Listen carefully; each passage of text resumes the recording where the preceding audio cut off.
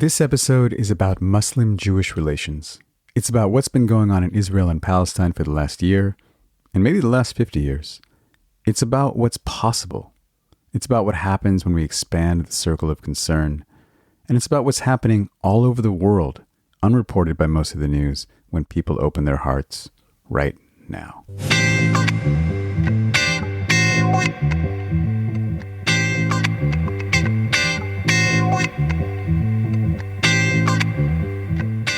My guests today are the two co-directors of a Los Angeles community nonprofit called New Ground. So New Ground is an intentional space that is based off of the idea that we need to be able to build our collective resilience to be able to continue to bridge between different communities. We especially focus on Muslims, Jews, and allies to be able to have hard and challenging conversations about things that we care about. The two co-directors of New Ground are Aziza and Andrea. I interviewed them together to make this episode. Aziza Hassan, whose voice you just heard, was one of the founding team of New Ground and now serves as its executive director. She's an experienced mediator and expert practitioner in interfaith dialogue. Andrea Hodos is New Ground's assistant director. She's also the creator of Moving Torah, a method for exploring Jewish text and Jewish stories using movement, theater, and writing. I like them both. But if you've been listening to this show for any length of time, that's probably not surprising. I want to give Andrea and Aziza a chance to share their stories with you. After that, we'll get into the work they do and why I think it's so important for the humans, especially now. Finally, we'll end with a song. Let's cut to Andrea first. So my life has gone through a variety of different places that brought me to this work. And this is where I'm staying after many decades of figuring out what my purpose is. I grew up in a town where there was only one synagogue for all of the Jews of one county. It was Temple Israel of Greenfield, Massachusetts.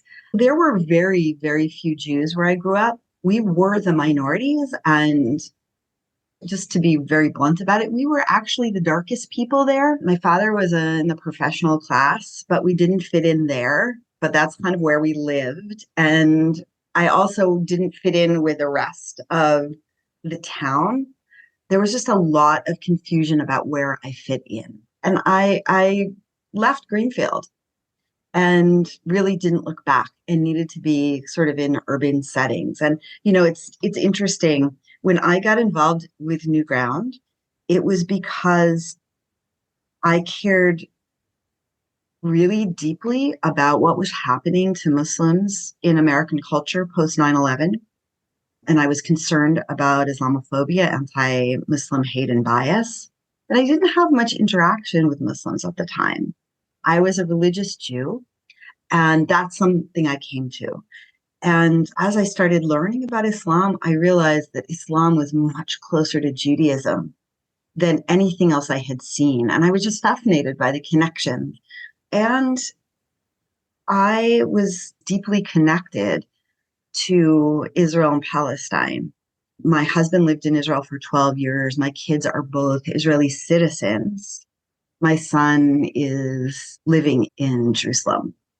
But I really wanted to be part of getting to something better and something different there. That's always been the case, even being here in Los Angeles in the States. I want to say I was really worried about Islamophobia. When I got involved with New Ground, I wasn't worried about anti-Semitism in America. And that's shifted and changed. And I think we'll probably get into that when we get there. The thing that brought me deep into New Ground was two things simultaneously. One, I'm a performing artist and arts educator in another part of my life. And I was working on a project called Sinai and Sunnah, Women Covering, Uncovering, and Recovering. And it was people recovering the tradition, which is what I did, and people recovering from the tradition, which is what one of my partners was doing. And it was an opportunity for women to come together and use their bodies to tell their stories about their identity. This is clearly the place that I need to be right now, both for my people, and my people is many different things. My people is Jews. My people is what we kind of fondly call Jewslims. people who really are looking for third space, a place where we can deeply hear one another and heal. And that's an especially impossible task in this moment. That doesn't mean it's not important to keep doing it. So those are some of my people. And America is also my people. And I'm really concerned about how the issues that are impacting our communities are impacting democracy in America. So that's why I'm staying put here and not dancing quite so much, but that's what brought me in. So what led you to be more concerned about Islamophobia than anti-Semitism? One of the things I'm exploring right now is like, what was that about for me? What's at the root of feeling like an outsider and then feeling I need to be part of creating a place where there aren't outsiders? I think that's the way I'd like to phrase it, so that we're all inside together. I think that was there, and reflecting back now that I'm understanding anti-Semitism in America, in 2016, when all of this stuff started coming up, anti-Semitism started reemerging, I started reevaluating those swastikas that had been carved into the wooden desks in my grade school that I would sit and look at, and I would say to myself, oh, they don't know, they don't even know Jews. Like, they don't even know anything about the Holocaust. They can't know what this sign means. So I just kind of chalked it up to, they have seen this design before. And so they just drew it because it's an interesting design. America has been an incredible place for Jews to prosper in every single way, not just in terms of where the places and power that we've come to hold in American society, but also the Jewish world, like the Jewish life, Judaism has really flourished here in really creative and interesting ways and important ways. At the time, I really, we just didn't see much anti-Semitism that was out, right? It was like, we knew it was hiding in corners, but there's been a permissiveness around all different kinds of hate in the past decade. And the decade before, coming out of the battle between communism and capitalism, when that receded, we started seeing a new battle arising between America and Islam, right? I say that, I say that with a heavy heart. And then 9/11 sort of catapulted that in. And I could see Muslims being targeted in ways that felt familiar from history for me. But it really felt like history. Like familiar from history of the Jewish Jews. people and anti-Semitism. Yeah. I feel the same way about the conversations happening around refugees and immigration. Very aware that America has been a place that has been not for everyone who lives here or not for everyone whose peoples are originally from here, but for many of us, America has been a place that's, at least I will speak for myself, that saved my family, right? My family all arrived on these shores. Almost everybody arrived before 1900. A couple people just in that first decade of 1900, escaping pogroms in Lithuania and Belarus and fleeing the draft, which was very dangerous for Jews in particular. A number of years ago, I just looked up the history of Lithuania, which is where most of my family is from, and 95% of the Lithuanian Jews were killed in the Holocaust. So if we had stayed there, then I'm not sure that we would be here. Yeah. And I think this is where like this idea of where our work fits into democracy lives for me. I believe in multi-faith and multi-ethnic democracy as being a powerful, like part of our power. And I feel like our work is tied into that in important ways. And I want to hear from Aziza now. Before I play Aziza's story for you, I want to reflect a moment on purpose and freedom. As a young man, my definition of freedom was a life unhindered and undetermined by anything. That our choices were moment to moment and not the result of my childhood, my ancestors, other people's actions, or anything else. Now, after doing over 100 interviews about purpose for this show, I see the foundational elements of our purpose are most often present from the very beginning. At times I find this deeply inspiring, and at other times, deeply challenging. As Hafiz says, you have all the genius to build a swing in your backyard for God.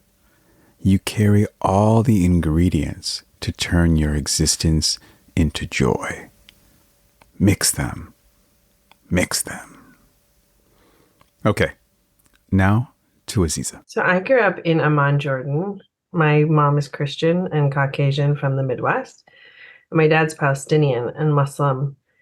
And I grew up on these stories that my dad would tell me about this little tiny village that his family was from called Qibab, which literally means domes because it's a hilly area. And it was our bedtime stories. It was our any times we could get him to tell us stories. It was part of drinking tea in the evenings. And it always held such a special place. And it was a place he was forced out of when he was 4 or 5 years old. And it held all these beautiful memories, hard memories, and tremendous pain. And I always found myself yearning and wanting to help heal his pain and help heal my family's pain and try to do something to set things at least not like in at least a place of healing and liberation. And as I leaned deeper into what it means to invest in Palestinian liberation, I found myself almost like pulled. It was like a gravitational force that pulled me towards, well, what does it mean to actually invest in rectifying and healing wounds? And because so much of it was that pain so holding up so much space in our lives, but also not being seen by other places. And I was keenly aware of this. Like whenever we would come to the US to visit mom's family, they just had no idea. And they're Christian and white and kind and generous and just also had no idea. And it was that journey of eventually trying to think about, okay, what does it mean to be always feeling like this magnetic energy pulling me towards this work? And eventually realizing that liberation for Palestinians is also a collective liberation. Part of it is seeing that, yes, like when I went back with my brother to follow my family's footsteps when they were forced off their lands in 1948 and beyond. My brother and I went up to an area called Akka. There's like 3 different museums in this really tiny area, like right off of the coast. And as we walked through the museum exhibit, at first, I'm thinking specifically of there's like a Templars museum where the Templars literally had tunnels that met the sea so that they could transport things without having to do it above on land. And everything in that museum written about Arabs in general or Muslims in general was so demeaning and derogatory. I didn't have words at the time. I was just so dumbfounded. I was like, oh. And with time, I realized, well, it's clear that somebody wrote these things, and they clearly weren't consulting with other historians who are also either Muslim or Palestinian or anything. Like, it was clearly written from a perspective. And sometimes when we, even with the best of intentions, write something and we don't take into account the other perspectives, I mean, actually, I think it does harm. And it's actually really important that we do pull in multiple perspectives.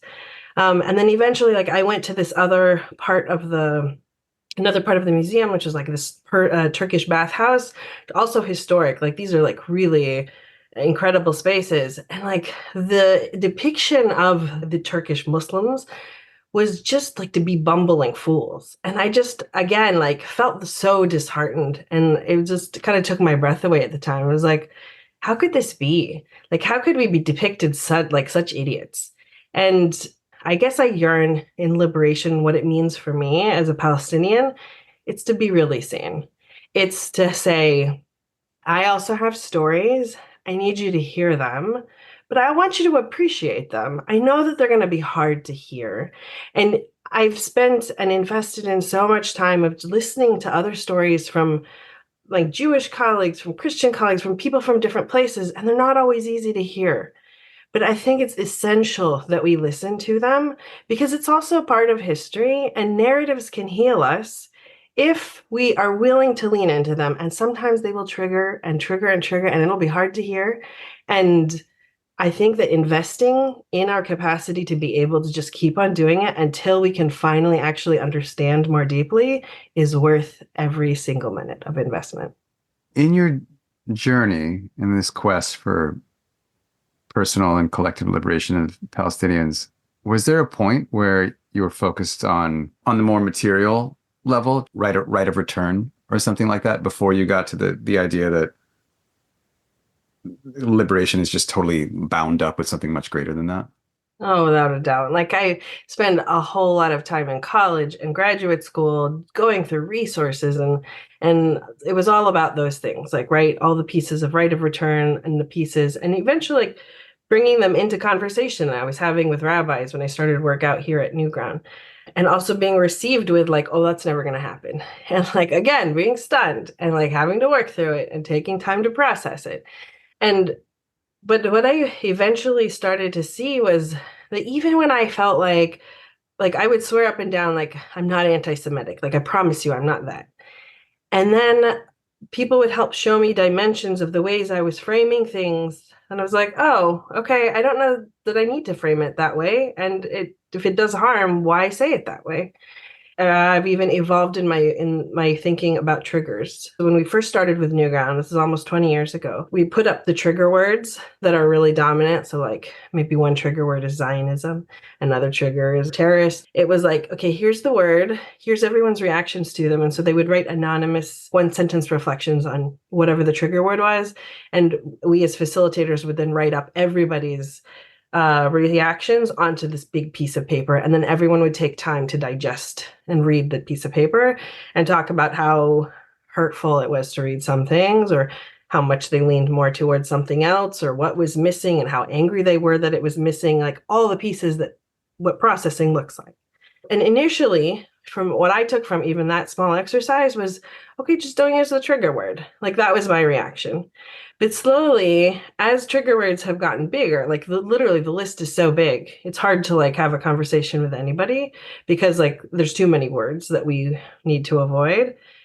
But now as I've really come to look at them, I think it's actually one, each of us being able to build our capacity to come across the triggers. Like triggers are really important indicators of where we're not free. A trigger is actually a really, really important sign, a signpost for each of us of like where we have our own process work that we need to be doing.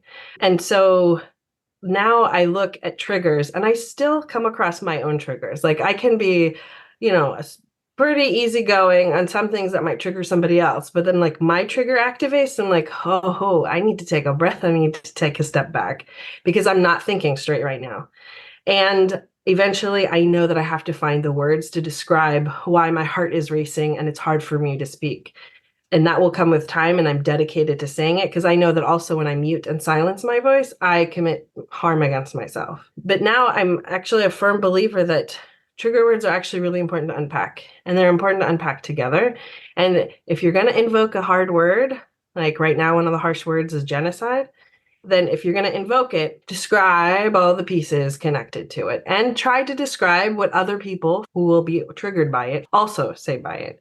And that way we can at least try to make sure that people can still hear. Now that you know the important characters, and Aziza brought up the T word, we're going to dive deep on how New Ground convenes difficult conversations and what you might be able to learn from it. One thing I want to highlight for you is how central this opportunity of conflict has become for me. I no longer see it as a question of peacefulness versus conflict. The conflicts run deep and run everywhere in our society. It's a question of how we can deal with them constructively so we can get to peace. My main conclusion from this year of studying mediation and conflict resolution is that the conflicts themselves are the biggest gift we could possibly receive. For it is through them, and only through them, that we can get where we all want to go. What I'd like to do in this moment, because this is fertile ground, is I want to think about it in terms of the facilitations that you organize together. Because for me, there's a really big difference in using a trigger word or just any kind of communication on something like this, which is a podcast. And this is a podcast that's trying to build a community, which is, well, we can evaluate how successful that is, versus being in a room together. And for me, the opportunity that I hear, and I think you're alluding to this, is that if we're in a room together and I say something and you're triggered, there's an opportunity for both of us to grow and get connected through that. Well, first of all, this moment is the hardest moment to do this work I've ever experienced because there's so much pain on the surface. There's so much pain down deep. It's historical and immediate. Our colleagues, Tasneem and Ben, are running a facilitator training periodically, and we're developing a community of practice. In the last one, I was present for this. We set up a conversation about Zionism. And in this conversation was a Palestinian, an Israeli, and a European Jew. And, it's interesting. I've seen a meme from some of my Jewish people. The only people who should be able to define Zionism are Zionists. They see it as part of their ethnicity that they self-define. And in fact, in New Ground, one of our principles is respect for self-definition. Issue with the word Zionism is it's actually a political stance and ideology, which has also deeply impacted in every way the Palestinian people. We want a space in which everyone talks about what Zionism means to them so that we can create bridges of understanding and get past the term itself and understand what's at stake for each person. Term aside, what is at stake for each person who's been impacted by this word? And it was 3 really different stances. And I think the people in the conversation all felt like they came out learning something really deep. And those of us who had the privilege, when we do things called fishbowl, the idea is that we have a group of people in the center who are engaged in a conversation with a facilitator. So it might be all of the Jews in the center talking about what anti-Semitism has meant to them. And the Muslims are containing, sitting around the edge and containing and having I think of it really as a gift, even when it is as hard as it can be, as Aziza was describing.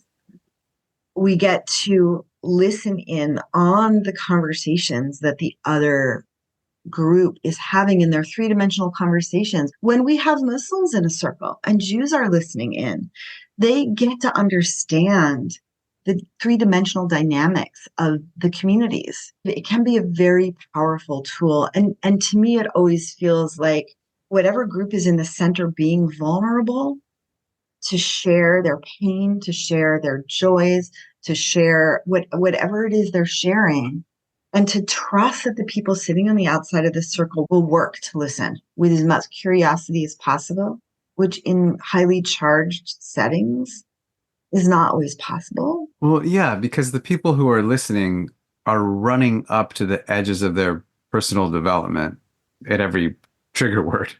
And yes, what happens in my personal experience, as well as everything I've read, is that you literally physiologically cannot listen. You cannot hear the words, like the eyesight narrows. Things just get yes, all flipped out inside. It's like incredible hard work to stay present to the sensations of just the body at that moment. I think you're right, Ankur. Like there's a brain science piece to it that's actually really important not to skip over. And so there's actually an episode on Hidden Brain that's not too old. That's titled, Are You Listening? And when you're in like a heated, like the stakes get higher in a conversation, we tend to maybe raise the volume of our voice. The brain starts to literally, like you described, starts to narrow. And we actually become less intelligible. So even though we're really invested in that moment and we're like, I'm going to convince this other person or stand up for what I believe in the strongest possible way, we actually do the opposite, which is not to convince the other person. The only thing that they get convinced of is that they're more angry with us. And so it's not about the content at that point. And so that's why the self-grounding and the self-regulation are actually really essential in those moments. But the piece that I especially want to emphasize here is that it's not just about grounding in the moment, it's having a solid practice of grounding that it happens all the time. It's daily. It's something that is part of who we are. Because when we just try to ground, and my dad used to say this all the time, he'd be like, count to 10, Aziza, count to 10. Like, it never worked, ever. And especially not when I was angry. But having time sitting under my tree every day, wherever I can, steal 5 minutes, those are the things that actually help sustain, because these days are like, it's one hard conversation after the next, one big opinion that feels sometimes like it's attacking, but it's like, okay, they're not actually attacking me. They're attacking the subject matter that they're really upset with. And they're having a really big reaction because we're all actually in trauma response. When you are constantly taking in images of people being killed and hearing awful stories all the time and you're not processing them, they layer. And then you have all these layers of unprocessed grief. And having a practice of being there and sitting with yourself is essential. I think it's Howard Thurman in 1955 said, I think that people hold on to their hate so strongly because once the hate is gone, they will have pain that they're going to have to face. What does it mean for us to take a step back in those really hard moments and to build a practice for ourselves so that we can be resilient in those hard moments and through the times that we're living in now? This really gets to the core of what I think I wanted to talk about today. And this is one of the central questions of my life is, if it's so clear that everyone just wants to hang out and have brunch or whatever with their friends and family, why is it so difficult to come to peace? And not only on the Israel-Gaza level or the who stole the election level, but even just with your own brothers and sisters in a dispute in your family or between a supervisor and a colleague at work. And the amount of flooding of emotion and stress, and I can just, we've all had that experience. I can feel it in my body right now if I remember it. It is so incredibly overwhelming. If you have a clue as to why it is so difficult, I would like to hear that. I think it's an important question because there's so many pieces to peace. The first thing that really especially comes to mind is that it's hard to say hard things. It's hard to say hard things. And then when you are just trying to keep the peace at home or wherever it is, you can let go of things over and over and over again. And then they stack and they get higher and higher and higher. And then you're like, ooh. And then all of a sudden you're like, eruption, whatever the eruption looks like. Everyone's got a different one. But like, you've let too many things happen. And then all of a sudden like psychologists call this, like you reach a point of differentiation where you're like, okay, it's gone too far. So like, for example, like there's this example of like a husband and the way he talks to his wife is quite demeaning. Daughter goes to her mom. She's like, why does dad talk to you like that? How can you let this happen? She's like, it's okay. Just like let go and just keep moving. She's focused on other things until eventually her son starts talking to her daughter in the same way that dad's been talking to mom.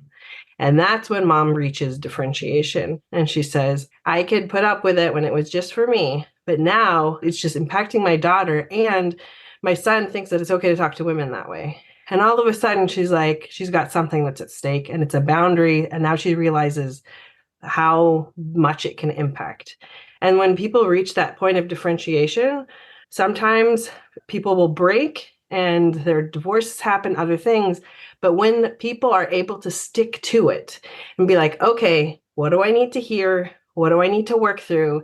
And periods of differentiation can take a lot of time and they take a lot of effort. But the folks who are able to withstand through that tension and continue to define and take space as they work through it come out stronger. It's hard work, and it actually can lead to a much stronger relationship in the end. We're reaching differentiation all the time in all the places, but we've also let too much of it stack. And so it just is overwhelming. And so that's where all the resilience and grounding stuff is really important.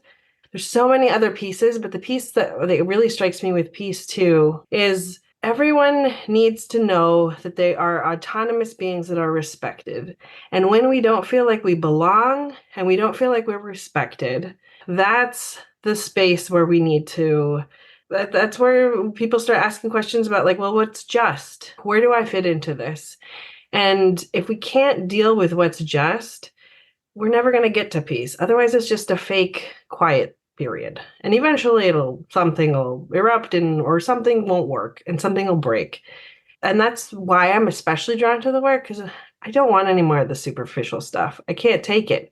Like, I had a really good friend who was really close to me, and like I was there for her on all these things, but I'm Muslim and she's not.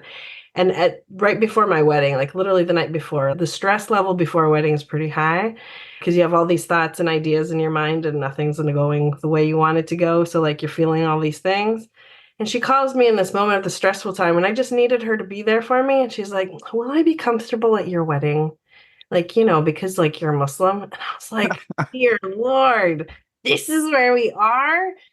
And so even amongst the closest people, if we don't talk to each other, where does that leave us? And then we have real conversations, not the ones that are just like, I'm just there for you. And maybe it's also confronting each other and saying, I actually need you to be there for me in a different way right now.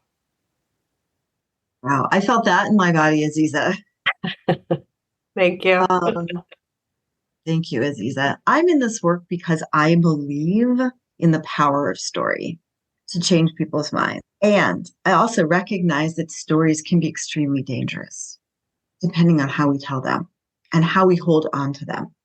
They're not neutral. I've been thinking about story because we were at the Institute for the Study of Hate, and they brought together scientists and nonprofit folks and government folks on Monday. One of the scientists studies what happens post-conflict. And one of the hardest things to hear from him was his findings, which is in the places where there's been a possibility to create a unification of the narrative, the peace has held. And in the places where they haven't achieved that unification, that sense of unity, the peace is extremely tenuous and could just blow back up again. And I think Ken was speaking to this a little bit, this idea of like holding how do you deal with memory, being able to deal with the underlying conflict, but still holding on to memories that are still in opposition to one another. And we're not in post-conflict yet. We're in the middle of it. But I also want us to be thinking about what's on the other side. I've been thinking a lot about what does it mean to be part of moving slowly and healing things at a moment with so much urgency, and how it's important that there are people who move quickly in this moment, who speak loudly for justice. It's essential. And I also find that when we do that, sometimes we are Facebook moving quickly and breaking things. And they did it. Facebook really moved fast and broke things for us. They made conflict harder for us. So what does it mean to move slowly and heal things at a moment of urgency? I'm feeling there all the time and struggling with that all the time right now, and seeing over and over again that my work actually is to move slowly and intentionally, and that is, it's frustrating and sometimes feels hopeless in this moment where there are people who there's destruction happening in any second right now in our world. And I really firmly believe there need to be people who still in the middle of that have the capacity to show up and have these slower, harder conversations. And it's hard for me to imagine, how do we get to a place that I dream about? I want a birthright trip where Aziza and I can go back together with our kids and maybe our grandkids because we all belong there. And we found a way to all belong there and to have a practice of surfacing our identities side by side. Instead of what Aziza was articulating, she experienced when she went to Akko, and to see these histories that wipe out her family's history. After Aziza came back, I went to visit my son about 6 months later. I'm walking along streets that are named after battles or events in what Israelis refer to as the War of Independence, which is what Palestinians refer to as the Nakba, the catastrophe.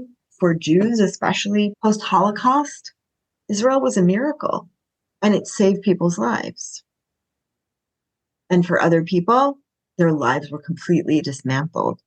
And I'm walking by homes that clearly belong to Palestinians, and they're on these roads named after battles and other events from Israel's perspective.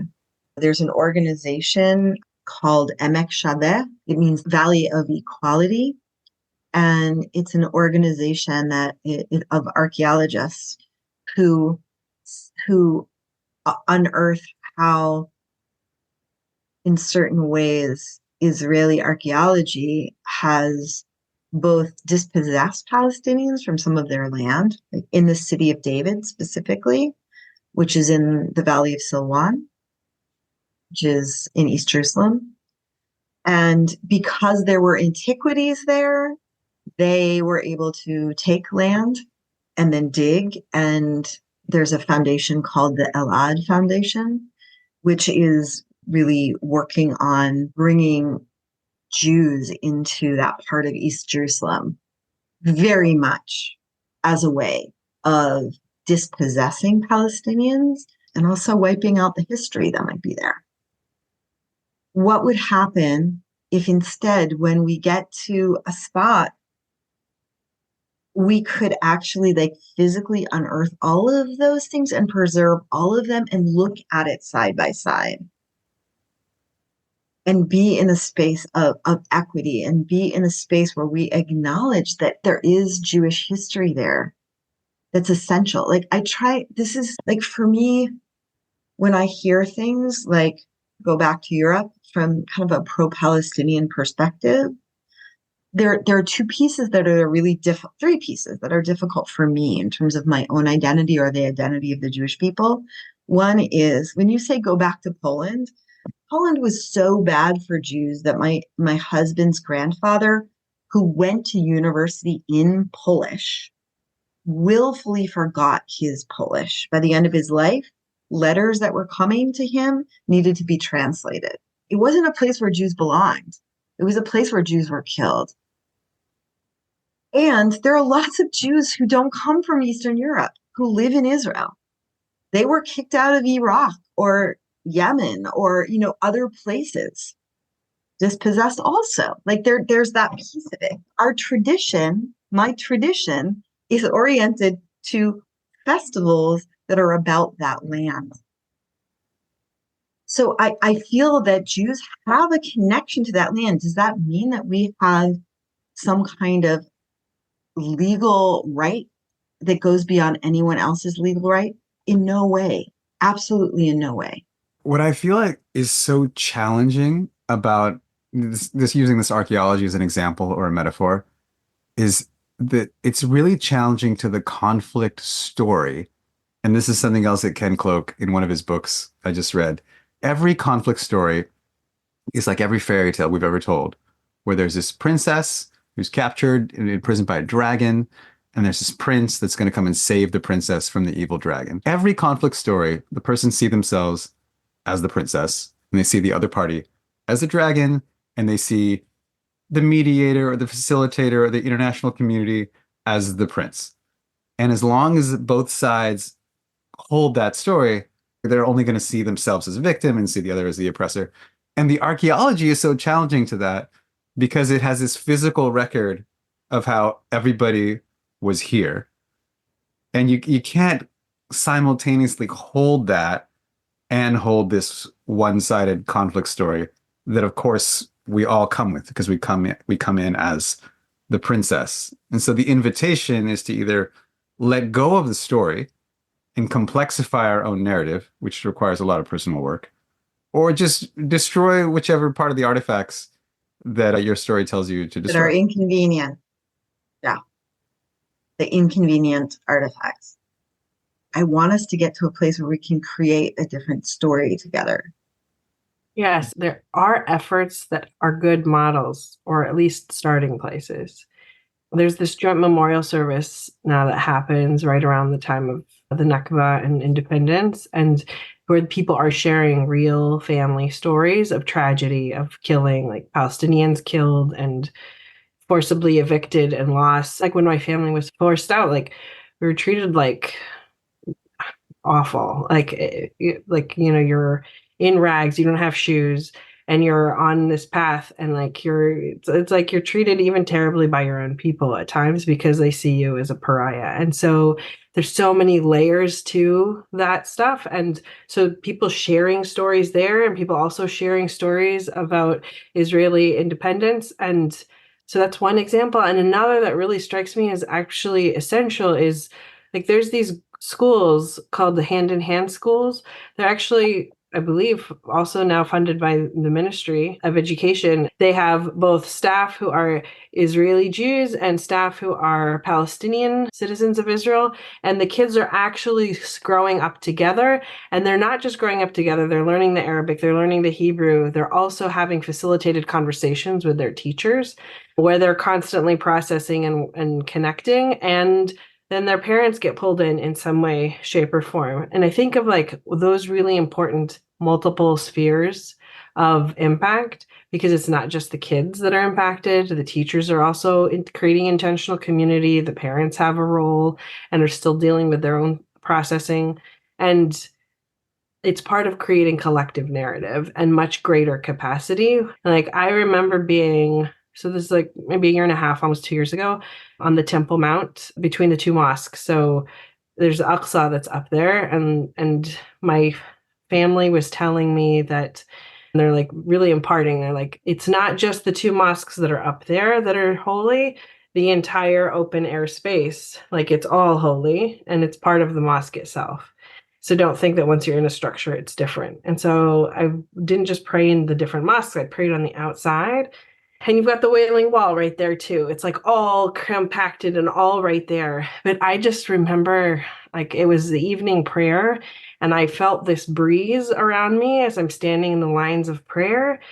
And I just was overcome with this feeling of love, and like there's nothing else that really matters ever or anything. Like felt like it didn't have a place. It was like for people to belong and to know that they belong and to reach that highest level of love and connection, like that's the path forward. It's how do we all invest in each other's healing and capacity for compassion so that we can be our best selves and we can truly bring out the best selves. And I can still celebrate that holy archaeology with different people who also have different spiritual paths, but also have special memories. And then I can still hold those memories and be in a state of profound prayer. And it doesn't diminish my experience because I'm connecting to the holy and the divine in a way that works for me.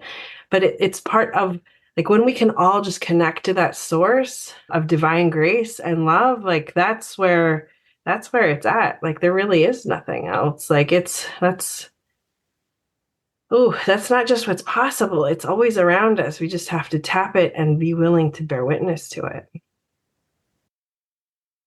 Wow. And to bring it back to something Andrea said at the beginning, for me, when I've had that experience, that notion of inside and outside really slips away. That I could be an outsider or that anyone could be an outsider to me. Mm. So then the question is, what does that look like in the material world? Once I've had that experience and I know I want to create that experience for myself and others, I see human history as a slow progression to that, from like small bands where everybody else was the outsider to like, oh wow, the nation state. We can meet with these people, we could assimilate all these regional languages and consider hundreds of thousands or millions of people we've never met to be part of our inside group just because they have the same flag. To now we have these like cross-national ways of uniting with each other. But there's still these hard boundaries, right? It's like there's this inside that grows, and then there's this like really firm boundary. And as we develop as humans, we can increase that space. But what you were calling for, Andrea, in the beginning of this moment together, and what I think you just mentioned, Aziza, is what does it feel like when that boundary is not there? What really speaks to me is that I know that we are always clear that like how we're different from each other. And I don't think that the differences are things that like we should just say like they don't exist. They exist. And we are also deeply interconnected, where I impact you and you impact me in ways that we might not be aware. But that's why spending the time and place to contemplate those things is actually also really important, because as tough as things are right now, and we feel like there's an us and them in the strongest possible ways, and we justify whatever we want to justify in the name of whatever we want to say, whatever we want to, you can fill in all the blanks. But like Tel Aviv beaches were still closed because the sewage and stuff was coming all the way up from Gaza. We can act like people don't exist, but like we impact each other. Palestinians have this thing where like you'll ask them, do you think that your yield for the olive harvest is going to be good this year? And the answer is it depends on my service to the trees, because my service to the trees and how I take care of the trees will yield the results. And then like even contemplating and thinking about where my olive oil comes from, the fossil fuels that got them here, the people who help deliver this to that, and how they're treated. Those are all pieces of how we are interconnected. And the more we can contemplate those things, the more we can also make more intentional choices about, how we buy, where we buy, and the kinds of decisions that we make that help build a belonging, beloved community for all, where all are treated better, where there's more fair wages or opportunities or investment in one another. And that stuff doesn't happen by happenstance. We might think we're very different and like where we can build our walls, but like we are interconnected and we impact each other. And the fear that also Andrea spoke about anti-Semitism and Islamophobia earlier. You might think that, you're countering anti-Semitism and it's actually helping fuel Islamophobia, or the other way around. And the problem is when one gains at the expense of another, all of us lose, not just the two people. Like we all lose. New York Times just had a piece. Shira Frankel had a piece, and she was following this group called Stoic. And literally, in order to support what's happening in Gaza from an Israeli perspective, there was a campaign of anti-Muslim posts, social media posts that were sporadically put out. We all want to reach a goal. And I think the goal is having a safe space for our people. But when we use mechanisms that get us to the goal that actually do harm to other people, we harm ourselves in the long run. All of us doing better and remembering that we are interconnected is part of how we also reduce that otherness and can actually be way more intentional about how we build a community that is built on thriving for all of us. I want to bring this back to the identity issue for a moment. There's a lot of fear in the Jewish community here in America that's coming out of a one-to-one connection between anti-Semitism and anti-Zionism. Yeah. And there's a narrative around this that I think is being used by people in a way that's actually making it less safe for all of us. We talk a lot about being able to look side by side at Islamophobia and anti-Semitism. There's a lot of stuff that's coming at both our communities from the same sources. And then some of those sources are actually pitting us against one another. And we're pitting ourselves against one another also in certain ways. for the first time, Jewish students on campus, they're feeling that their identity is being questioned in really serious and threatening ways. As for those folks who have a very deep connection to Israel and Zionism, some of that is valid, and some of it is not necessarily a deep understanding of what's actually happening, or an understanding that this has been happening to Palestinians for decades. There's a study that just came out at Rutgers called Preemptively Anti-Semitic, which is looking at how Islamophobia is embedded in some ways inside of the rhetoric we're using. And I think the best example of this that I know is I was approached by a Palestinian college student a couple of years ago. And she said, I tell people I'm Palestinian and they look at me and say, oh, well, then you're anti-Semitic. Like, this is just something that has been embedded in our brainstems without our realizing it. It's part of our deep, deep blind spot here. And it's being weaponized by people. I think not all of us are necessarily aware of it.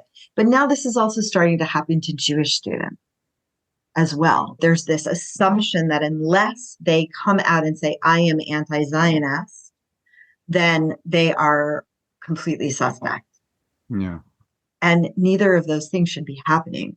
We need to be birthing and creating spaces where we can all show up in our complete fullness, which is hard because sometimes our truths are harmful to one another's truths. I wrote a piece about when Mo came out, Mo on Netflix, and saying, like, if you're a Jew who doesn't know Palestinians, this is a Palestinian story. Start here.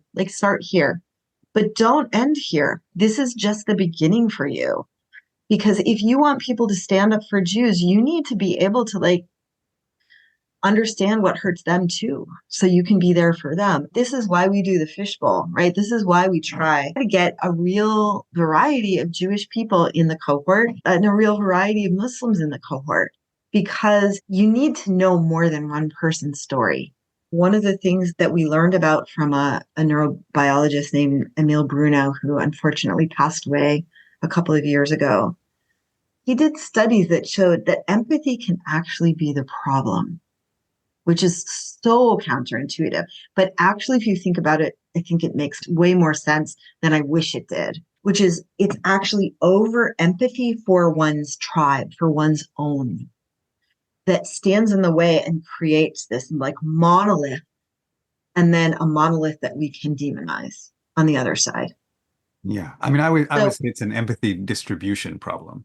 Empathy problem. Yeah. Because what you're advocating is that we hear multiple stories and multiple perspectives, so we don't just empathize with one, right? Right. Because we can differentiate our own communities, but it's really hard to differentiate other people's communities, and it's even harder when you get to that narrow space. Yeah. And we have problems with categories in general. I don't think we're very good as a species with understanding overlapping categories. And there's this story that I always tell of when I used to live in Beirut, and I was teaching this high school class on, politics or world problems or something. And I got this little clip from the, English language newspaper that I read, and it was about, I don't remember now, 17 or 27 Israeli fighter pilots that refused to fly missions over southern Lebanon. And it was like civil disobedience. They went to jail. And it was really difficult for the students in that class to understand and be able to parse what was going on. That there's nationality, Israeli, and then there's ethnicity and religion, which in the case of Judaism, the language does not help us at all. It's also just very confusing. But even combining those and not trying to separate those, that you could have Jewish Israelis, non-Jewish Israelis, non-Israeli Jews, that whole thing. And then Zionism supporting expanding the territory of Israel, having nothing to do with those two other dimensions. And the people in this class were like, no, everyone in Israel is Jewish and Zionist. And just that simple, these are kids. So it's in a sense, it's a little bit late in high school, but in a sense it's appropriate. But most of us as adults still have this same implicit difficulty with categories and the multiplicity of identities that are often contradictory. Like I'm a pro-life person who supports the death penalty. It's like, well, we have multiple identities, clearly, if that's the case, right? No, I feel like you're bringing in something that's like there's like that the richness and the understanding of like the different narratives, like it does, like it's like, and actually that's like what I keep seeing more of now is like people will say things like they'll add the word the for Jews or the you name it, and that's a really dangerous like slope to be on because it's the kind of broad brush strokes that allow us to demonize and to like make those kinds of conclusions or like yes like all Israelis are Jews etc. And like there's like 20% of them are Israelis are also Palestinian descent and live in like their own enclaves and towns and some of them are mixed, but like those enclaves and towns don't have the same access to resources as other areas of Israel. And like their schools are also like not the same and like access to resources. But then you also have like I think about this too, like we talk about this all the time, like even Palestinians is like you have Palestinians in Israel who have a whole different set of challenges around access to whatever. And you have some people who are elected officials, but still like by and large, like they're still like second class citizens. But then you have Palestinians in the territories in 1967 Palestine that have a whole other different set of challenges and like what roads they can drive on, how many checkpoints they have to go through, like all these things. And then you have people in Gaza and what the enormous catastrophe they're enduring right now. And then you have Palestinians in the diaspora. And I think even for Palestinians, thinking about all these different pieces, and by diaspora, like even diaspora within Jordan and Arab countries versus diaspora in America and whoever you have ties to back in the different places I just mentioned, like it's even hard for us as an inside group to even differentiate and delineate between like there are actually different challenges for these different people within. And that's why getting more, it's not just getting the voices, it's having particular conversations about specific things and specific challenges that people are facing, or maybe it's themed, focused group kind of conversations so that we're not just talking in general terms. We're talking about way more specific things that actually, like maybe we're talking about human rights, maybe we're talking about access to resources or whatever it is that we're talking about. But like the more we can actually zoom in with those stories and not just make it about getting along, that's when we start to get somewhere. People will come into our programs, whether it's the adults, whether it's the high school students, you name it. Similar things happen. They're all different. But one of the things that happens is like some of the Muslims will look around and they'll be like, whoa, I didn't expect so much diversity like within Muslims. And I had no idea that I had blind spots when it came to different like people's connections to Shia Islam. And like I've even had slips multiple times where I'll say like, the 5 daily prayers in Islam. I'm like, ooh, not all like not like some of them only do 3. Like there's all these little things that we do. And like slowly, once we start actually having more pointed conversations with people, even from within like whatever our group is, we also start to enrich and we start to see the places where we also do harm, even within our own, whatever our own is. Sometimes we start to redefine what our own also looks like. I'm finding that people who can hold compassion and really dedicate themselves to it, even when there's like all these triggers happening or there's like a big thing that happens and like it's the people who are so dedicated to compassion, those are my people. And like sometimes it feels like I'm shrinking in who my people are. Like the circle's actually shrinking and expanding in the most unexpected ways. But I think the more we can grow a circle of intentional community where we are dedicated to compassion, even when the bait is there, somebody's like said something that upset us, that we can still hold true to compassion in those moments, eventually finding the right words, but that compassion is the guide. That's what can get us through. or at least that's my hope. But those are my people. And I feel like the more we can invest in our collective capacity for dedicated compassion, where we're suspending judgment and overriding it even within ourselves, can actually help us just see more clearly and be what it means to actually build real, genuine belonging. Oh, thank you so much for saying that. I feel like that's exactly what I'm trying to do with this show.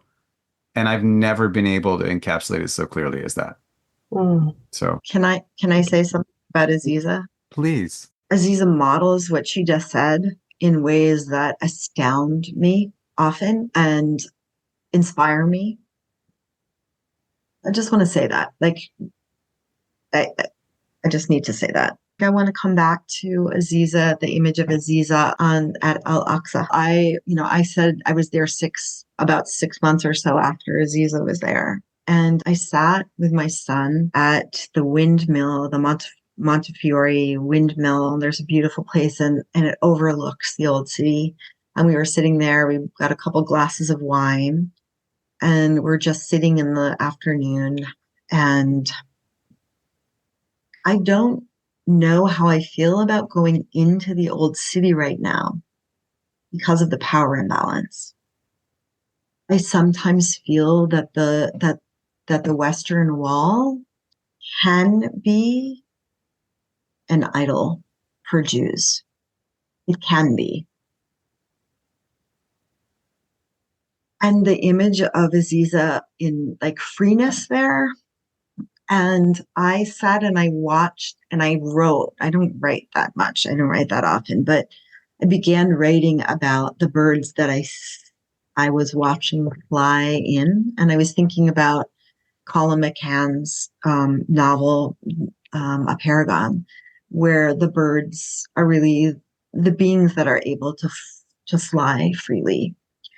And wondering if I could fly there, whether it was okay for me to fly there. And I feel like in this work, there's always a yes and, there's always a both and. And part of that is there's room for both of our narratives, and there's a real discrepancy in power between our narratives right now in this moment. Deep disparity that's growing. And one of the real challenges in our work is how do we keep the both and? How do we create a space for everyone's voices to be present and for us to collectively, like to say, Jews, there are Jews for whom this land is really important and they feel they belong there. I'm one of those Jews. Not all Jews feel that way, but I am one of those Jews. But I don't want that to be at the expense. And I need to recognize and come to terms with what the cost has been for Palestinians in that. And how do we create a space where we can be both and, where everyone's voices get heard, but we can also find a way together toward justice. I mentioned our friend Rabbi Sharon Bras's book, and she talks about being invited by Israel's president to talk about the state of the Jewish people. And after she spoke, a rabbi who was a settler approached her and he was really angry. And they ended up going out for a long coffee. She says, 2 years later, I read in the paper that the same rabbi had broken with his colleagues to speak out publicly against dangerous, violent religious extremism emerging in parts of the Jewish community. What was making him speak out now? Associates attribute his change of heart to a couple of encounters he's had over the past few years. One of those, they report, was the lunch he had with me.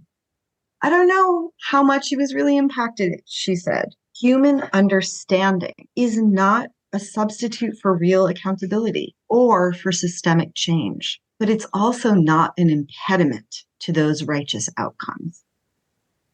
If anything, it might be a prerequisite. And that's what I'm holding on to.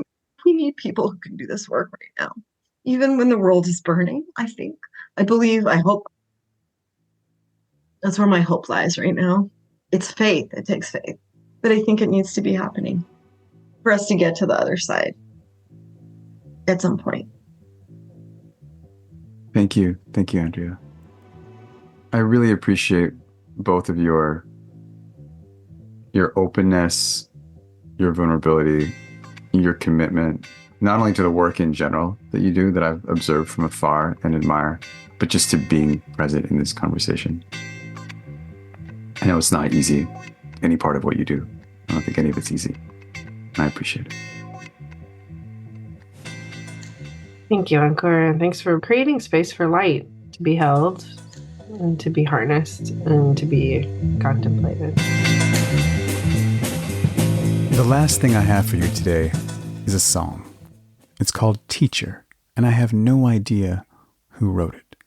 Since there are no recorded versions I know of, I asked my wife to play it for you. And to my surprise, she agreed. Before I cut to the recording, I want to say thank you. Thank you, Aziza. Thank you, Andrea. And thank you to all the staff at Newground that helped make this possible. Thank you to Miriam to being willing to play for us. And thank you to all of you listeners for the precious jewel of your attention, your intention, and your care. Go forth, move slowly, and heal things.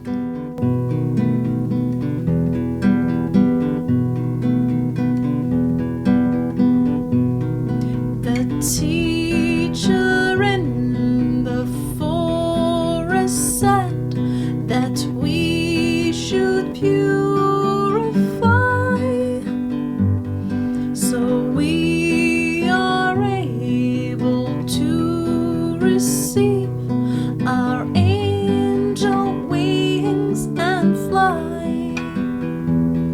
The teacher in the said that we should seek rebirth,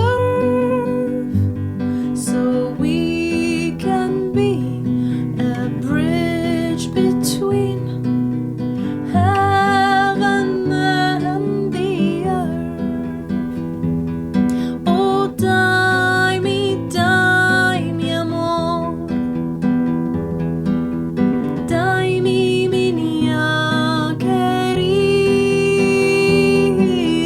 dai mi luz, estou com vos, eterna vida. The teacher in the forest told a secret from above, that all this world of confusion and pain is truly made of love. The teacher in the forest told a secret in the night, that all this world that seems so real is truly made of light. Oh, dai mi amor, dai mi mia querida, dai mi luz, estou com vos, eterna vida. The teacher in the forest said that we should learn to love, so we can be brothers and sisters together on earth as in heaven above. The teacher in the forest said